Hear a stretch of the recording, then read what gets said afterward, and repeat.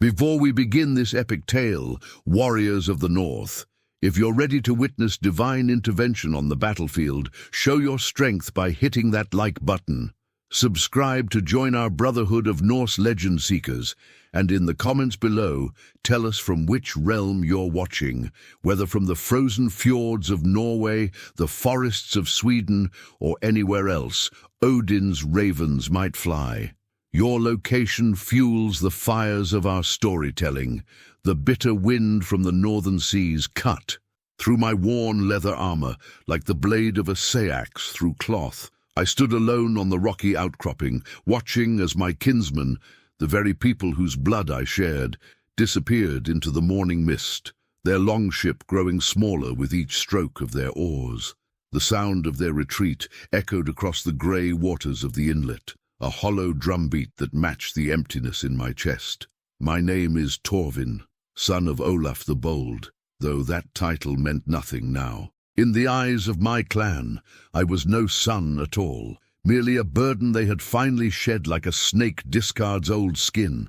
The scar that ran from my left temple to my jaw, earned in my first raid when I was barely 16 winters old, had healed crooked.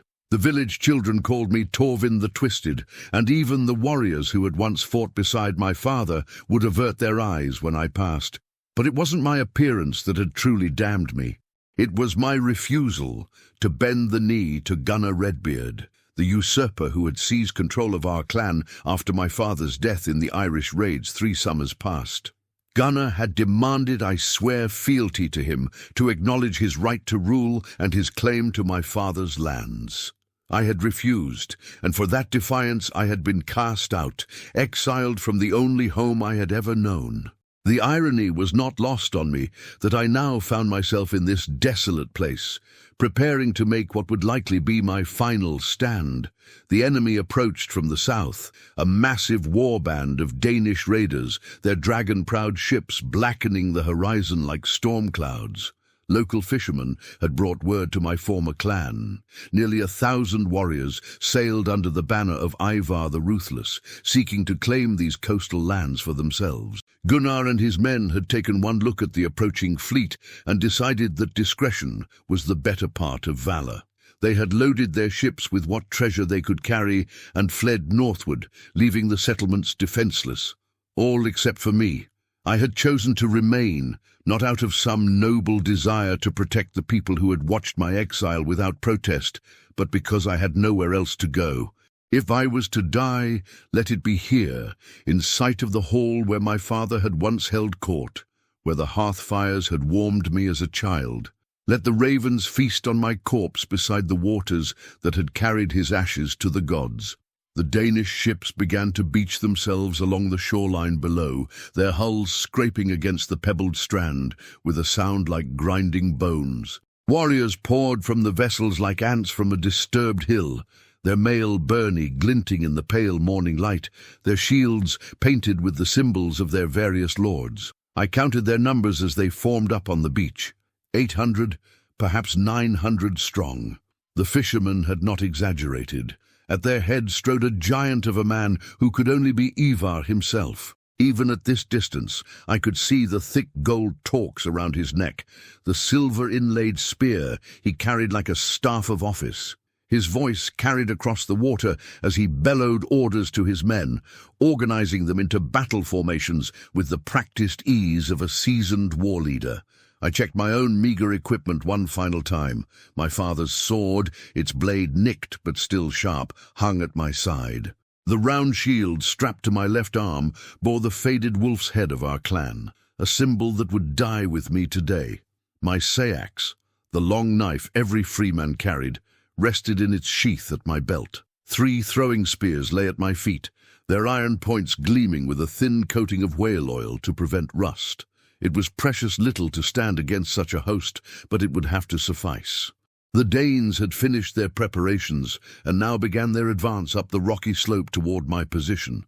They moved like a great beast, hundreds of shields locked together in an unbreakable wall, spears bristling from between them like the quills of some enormous hedgehog.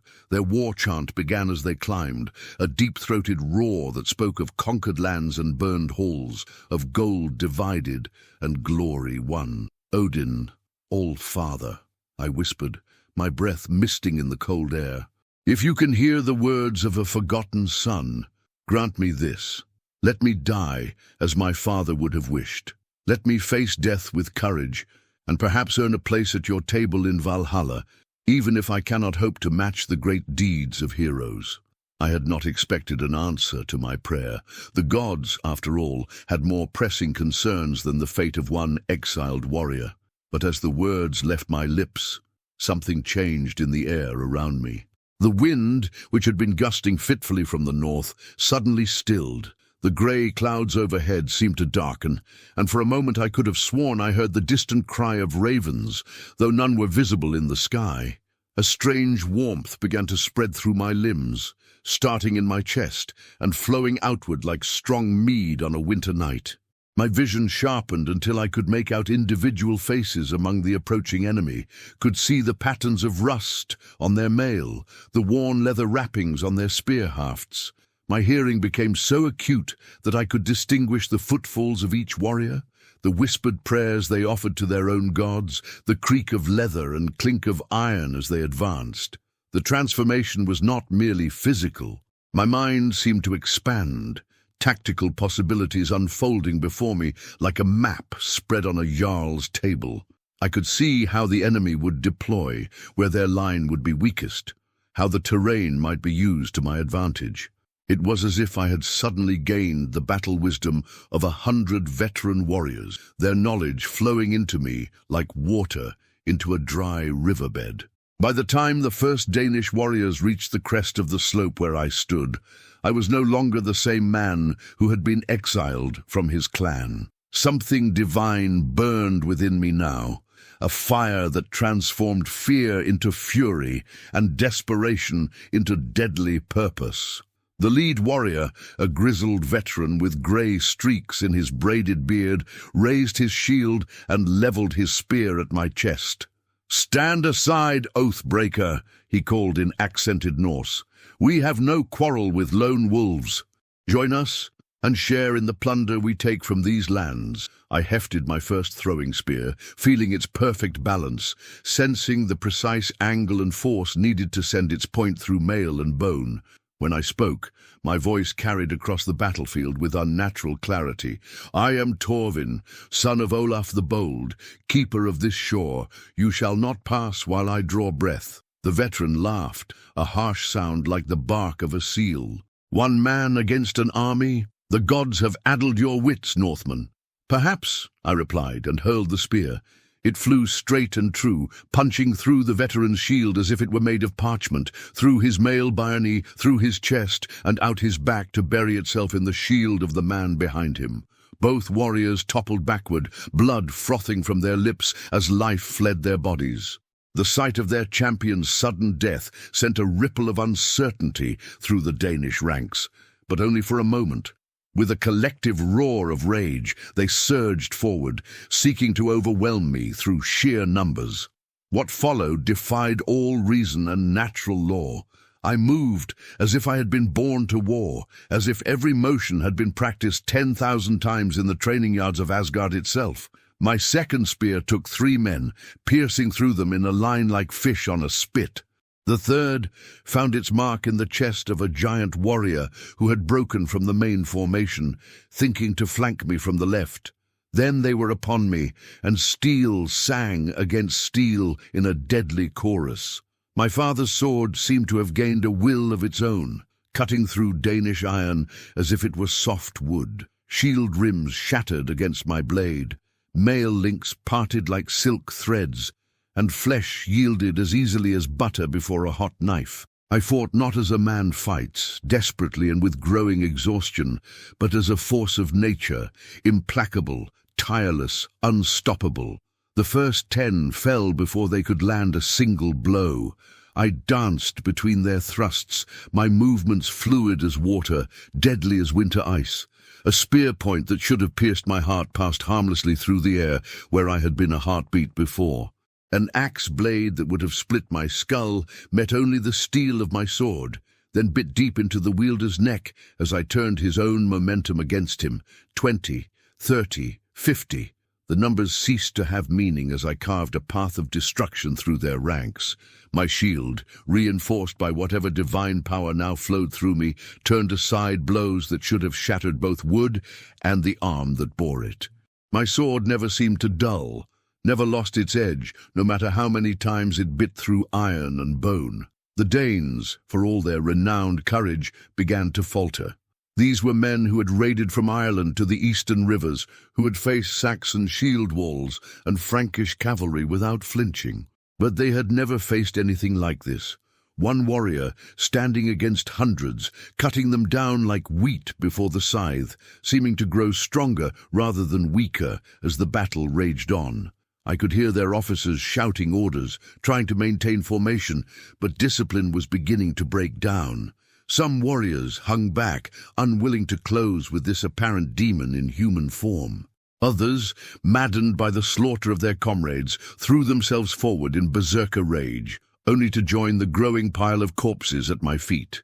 By the time the sun reached its zenith, over 200 Danish warriors lay dead or dying on the rocky slope. Their blood had turned the grey stone red, and the ravens that were always present on battlefields had begun to gather, though they kept their distance as if sensing that this was no ordinary fight.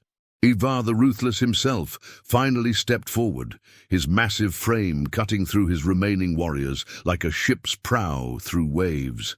He bore a great two-handed sword across his shoulders, and his face was set in grim lines beneath his iron helm.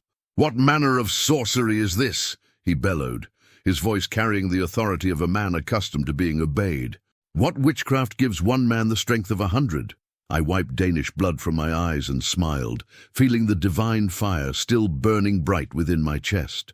No sorcery, Sea King, only the favor of the gods, granted to those who refuse to bow to false jarls and oathbreakers. He spat into the bloody earth. "Gods or no gods, you bleed like any man. I have seen your chest heaving, watched you stumble when the press grew thick. You tire wolf cub, and tired men die." He was not wrong. Despite the supernatural strength that had carried me through the morning's slaughter, I could feel a bone-deep weariness beginning to creep through my limbs. The divine fire still burned, but it flickered now like a candle flame in the wind. How much longer could it sustain me? How many more could I slay before mortal exhaustion claimed me? As if reading my thoughts, Ivar raised his great sword and advanced, his remaining warriors forming a circle around us. There would be no escape from this final confrontation, no tactical advantage I could exploit. It would be strength against strength, skill against skill, with death as the only prize for the loser. The Danish chieftain attacked with the controlled fury of a master warrior, his blade carving the air in patterns that spoke of decades of battlecraft. I met his assault with everything I had left, divine power and mortal determination fused into a single, desperate effort to survive. The clash between Ivar's great sword and my father's blade sent sparks flying like tiny stars in the grey afternoon light. Each impact rang across the blood-soaked battlefield like the hammer of the gods themselves, striking their anvil. The Danish chieftain fought with the calculated precision of a man who had carved out his reputation one enemy at a time. But I moved with something beyond mere skill, a fluid grace that seemed to anticipate his attacks before he made them. Still, I could feel my strength beginning to ebb like the tide retreating from the shore.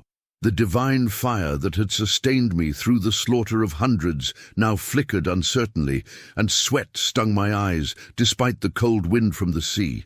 My breathing came in harsh gasps that misted in the air, and my sword arm began to tremble with each parry. Ivar sensed my weakness, like a wolf scenting blood. His attacks grew more aggressive, more reckless, trading finesse for raw power as he sought to overwhelm my failing defenses. His massive frame bore down on me, each swing of his blade carrying enough force to cleave a man in two. "The gods abandon you now, Northman," he roared, pressing forward relentlessly. "Feel their favor drain away like water through a broken cup." I gave ground, my feet sliding on stones made slick with Danish blood. A particularly vicious overhead strike numbed my sword arm to the shoulder, and I barely managed to deflect the follow-up thrust that would have opened my throat. The circle of watching warriors began to close in, sensing that their champion was moments away from victory. It was then that I felt it, a presence that dwarfed even the divine power I had experienced earlier. The very air seemed to thicken, and the light took on a strange, golden quality that had nothing to do with the pale northern sun. The ravens that had been circling overhead suddenly cried out in unison, their harsh voices forming what almost sounded like words in the old tongue. A figure materialized from the mist that had been creeping up from the shore, tall and imposing, wrapped in a grey cloak that seemed to shift and flow like smoke. He bore a wide-brimmed hat pulled low over his face, and in his hand was a spear that gleamed with its own inner light. Even before he spoke, I knew who stood before us. "Enough," said Odin Allfather, and his voice carried the weight of worlds. "The test has gone on long enough." Ivar's sword froze mid-swing, his massive frame locked in place as if he had been turned to stone. Indeed, as I watched in growing amazement, every Danish warrior around us had been similarly frozen, some with weapons raised, others in the act of stepping forward, all locked in an eternal moment like figures carved from ice. The one-eyed god approached me slowly, his single visible eye burning with an intensity that made me want to look away. But I forced myself to meet that terrible gaze, even as my knees threatened to buckle beneath me. "Well fought, young wolf," Odin said, his voice now softer but no less overwhelming. "You have proven your worth 100 times over this day." "My lord," I gasped, falling to one knee in the blood-soaked dirt. "I don't understand. The Danes, what has happened to them?" Odin's laughter was like distant thunder rolling across the mountains. "Danes? Look closer, warrior. Look with eyes unclouded by battle fury and divine inspiration." I did as he commanded, focusing my gaze on the frozen figures around us. Slowly, like morning mist lifting from a lake, the truth revealed itself. The mail-clad warriors, the blood-stained weapons, the scattered corpses, all of it began to shimmer and fade like reflections in disturbed water. In their place stood figures of shadow and flame, beings that hurt to look upon directly, creatures that belonged to no earthly realm. "Illusions," I whispered, understanding flooding through me like a cold tide. "They were never real." "Oh, they were real enough," Odin corrected, settling himself on a boulder that had definitely not been there moments before. "But they were never Danes, never mortal men at all. They were servants of my adopted son, Loki the shape-changer, sent to test your mettle at my command." The truth hit me like a physical blow, and I sank back on my heels, overwhelmed. It was all a test? The exile from my clan, the approaching army, the battle, all of it? "Not all," the Allfather said, and there was something almost like sympathy in his ancient voice. "Your exile was real enough. Gunnar Redbeard is exactly the oath-breaking coward you believed him to be, and your refusal to bend the knee was your own choice, not my manipulation. But when you stood alone on this shore, ready to die rather than flee, that caught my attention. And when you called upon me in your extremity, asking not for victory, but merely for an honorable death, that earned my interest." The frozen illusions around us began to dissolve entirely now, fading away like smoke on the wind, until only Odin and I remained on the blood-stained rocks. Even the blood itself was disappearing, leaving behind only clean stone and the endless sound of waves against the shore. "But why?" I asked, struggling to understand. "Why subject me to such a trial? What purpose did it serve?" Odin leaned forward on his spear, and for a moment he looked less like a god and more like a weary old warrior, burdened by knowledge and responsibility. Because I have need of a guardian, young Torvin, one who has proven himself capable of standing alone against impossible odds, one who values honor above life and loyalty above comfort." He gestured, and the world around us began to shift and change. The rocky shore dissolved, replaced by a vast hall whose rafters seemed to stretch up into infinity. Golden light blazed from braziers that burned without fuel, and the air thrummed with a power that made my teeth ache. We stood now in Gladsheim, the great hall of the gods in Asgard itself. "Behold," Odin said, "the Bifrost Gate, the rainbow bridge that connects the 9 worlds. For countless ages it has been guarded by Heimdall the Farseer, whose eyes can perceive the smallest sparrow at the edge of creation. But Heimdall grows weary, and the time approaches when he must take up other duties in preparation for Ragnarok, the final battle. Before us stretched a bridge of impossible beauty, its surface shifting through all the colors of the rainbow, and some that had no earthly names. At its center stood a small structure that might have been a watchtower or shrine, clearly designed for a single occupant. Around it, I could see other bridges stretching away into misty distances, pathways to realms I could barely imagine. "You want me to guard the bridge," I said, the magnitude of what he was offering slowly sinking in. "To stand watch between the worlds. Not want, young warrior, need. The threads of fate are drawing tight, and dark times approach when every guardian will be needed.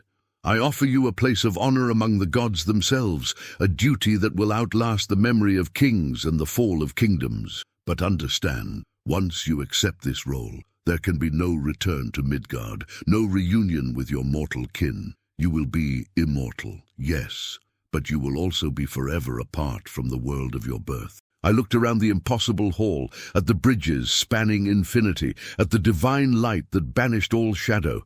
It was everything a warrior could dream of: eternal glory, a place among the gods, a duty of cosmic importance. And yet, "My clan," I said quietly. "They exiled me, yes, but they are still my people. If I accept this role, I will never see them again, never have the chance to prove my worth in their eyes." Odin's expression grew solemn. "Never. The guardian of the Bifrost Gate exists outside the normal flow of time and fate. You would watch ages pass like days, see empires rise and fall like waves on the shore. Your mortal concerns, revenge against Gunnar Redbeard, reconciliation with your clan, even simple human companionship, all of these would become as distant as half-remembered dreams." The weight of the decision settled on my shoulders like a cloak of iron. Everything I had ever wanted, acceptance, vindication, a chance to prove my father's son, would be forever beyond my reach. But in exchange, I would have something far greater, a purpose that transcended mortal ambitions, a role in the great tapestry of fate itself. I thought of my father, Olaf the Bold, and what he would have counseled in such a moment. He had always taught me that a true warrior serves something greater than himself, that honor lies not in personal glory, but in duty faithfully discharged. What greater duty could there be than guarding the pathways between worlds? "If I refuse," I asked, though I already knew the answer, "then you return to Midgard, to live out whatever years remain to you as a mortal man. There would be no shame in such a choice. Few would fault a man for choosing life over duty." No, but I was not few men, and the blood of heroes flowed in my veins. I had stood alone against 1,000 enemies, even if they had been illusions, had felt the favor of the gods burning in my chest, had walked the halls of Asgard itself. How could I return to the petty squabbles of mortal men after experiencing such wonders? More than that, I understood now that this had been Odin's plan from the beginning. My exile, my desperate last stand, even my refusal to flee in the face of overwhelming odds, all of it had been orchestrated to bring me to this moment, to test whether I possessed the qualities needed for cosmic guardianship. I knelt once more before the All-Father, but this time it was not from exhaustion or awe. It was the formal genuflection of a warrior swearing allegiance to his lord. "I accept," I said, my voice steady despite the magnitude of the decision. I will guard your bridge, All-Father, and hold the pathways between worlds against all who would abuse them." Odin's smile was like the sun breaking through storm clouds. "Then rise, Torvin Bridge Ward, guardian of the Bifrost Gate. Rise and take up your eternal duty." The transformation that followed made my earlier divine empowerment seem like a gentle breeze compared to a hurricane. Power flowed through me, remaking my very essence, burning away mortality like dross from pure gold. My vision expanded until I could perceive not just the hall around us, but all the 9 worlds simultaneously. The fiery realm of Muspelheim, the frozen wastes of Niflheim, the verdant fields of Alfheim, where the light elves dwelt. Knowledge flooded my mind. The true names of every creature that might attempt passage, the signs that would herald the approach of Ragnarok, the 1,000 subtle ways that the cosmic balance could be disturbed. When the change was complete, I stood transformed. My body was still recognizably my own, but it was perfected now, free from the scars and imperfections of mortal flesh. My senses had become supernaturally acute. I could hear whispered conversations in distant realms, could see through deceptions that would fool even the gods. Most importantly, I could feel the great web of fate itself, the invisible threads that connected all things, and my place within that cosmic tapestry. "Your vigil begins now," Odin said, gesturing toward the Rainbow Bridge. "Be watchful, be wise, and remember, not all who seek passage between the worlds do so with pure intentions. Some would use the bridges to spread chaos, to accelerate the coming of Ragnarok before its appointed time. These you must turn back, by word if possible, by force if necessary." I walked toward my new post, each step taking me further from my mortal past and deeper into my immortal future. At the center of the bridge, I found everything I would need. A horn to sound warnings across the 9 worlds, weapons forged by the gods themselves, and a throne from which I could observe all the pathways between realms. As I settled into my new role, I felt the last of my human concerns fade away like morning mist. Gunnar Redbeard and his treachery seemed infinitely small and unimportant now. My exile from the clan was just another thread in the vast tapestry of fate, leading me to exactly where I needed to be. From my position at the center of creation, I could see the true scope of existence itself, not just the world of men, but all the worlds, all the realms where gods and giants, elves and dwarves pursued their eternal conflicts and alliances. And over all of it, I would stand watch, the eternal guardian who ensured that the cosmic order remained intact until the final battle came to claim us all. 10,000 mortal years have passed since I took up my post as guardian of the Bifrost Gate, though to me they seem like mere moments in an endless dream. I have watched civilizations rise and fall in Midgard like flowers blooming and withering with the seasons. The Viking age that produced me has become legend, then myth, then forgotten entirely by the mortal men who now rule the earth with their strange magics of iron and fire. Sometimes, in the quiet moments between my duties, I remember the taste of mead in my father's hall, the warmth of a hearth fire on a cold night, the simple pleasure of sharing stories with kinsmen after a successful raid. These memories no longer pain me as they once did. They are simply part of who I was, before I became who I needed to be. From my eternal vigil, I have seen wonders beyond mortal imagination. The light elves dancing beneath the aurora of Alfheim, the great wolves of Fenrir stalking through the twilight forests of Ironwood, the dwarven smiths forging treasures in the depths of Nidavellir. I have turned back would-be conquerors from Muspelheim, negotiated passage for diplomatic missions between realms, and stood ready to sound the alarm when Ragnarok finally comes. The other gods visit me sometimes. Thor with his booming laughter and endless appetite for stories of battle, Frigg with her quiet wisdom and motherly concern for my well-being, even Loki with his silver tongue and dangerous jokes. They treat me as a brother now, one who has earned his place among them through trial and sacrifice. But I understand the truth that mortals cannot. Every choice has a price, and every gift comes with its burden. I gained immortality, divine power, and a purpose that transcends the petty squabbles of mankind. In exchange, I gave up the possibility of a simple human life, of love and family, and the small joys that make existence precious. It was the right choice. I have never doubted that. But as I sit upon my throne at the center of the Rainbow Bridge, watching over the pathways between worlds, with eyes that never tire and a vigilance that never falters, I sometimes wonder what the boy I once was would think of the god I have become. The answer, I suspect, would be both pride and sorrow in equal measure. Pride that the blood of heroes proved true in the end, and sorrow for all the roads not taken, all the lives not lived. But such is the fate of those who are chosen by the gods to serve something greater than themselves, no matter the cost. The bridge shimmers beneath my feet, and I return my attention to my duties.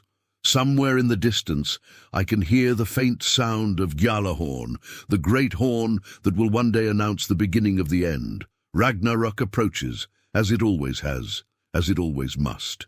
And when that final battle comes, I will be ready. Until then, I watch and wait. And remember that sometimes the greatest victory is simply refusing to flee in the face of impossible odds, even when those odds turn out to be divine tests in disguise. The Rainbow Bridge stretches on into infinity, and my vigil continues, world without end. Thank you for joining us in the halls of legend, noble viewers. If this tale of divine destiny stirred the warrior's blood within you, honor us with your like and join our growing band of saga seekers by subscribing. Share in the comments below which realm you're watching from, perhaps the fjords of Norway, the forests of Canada, or anywhere the old gods might still whisper to those who listen. Until the next legend calls us back to Asgard, may your own courage never falter when the gods test your worth.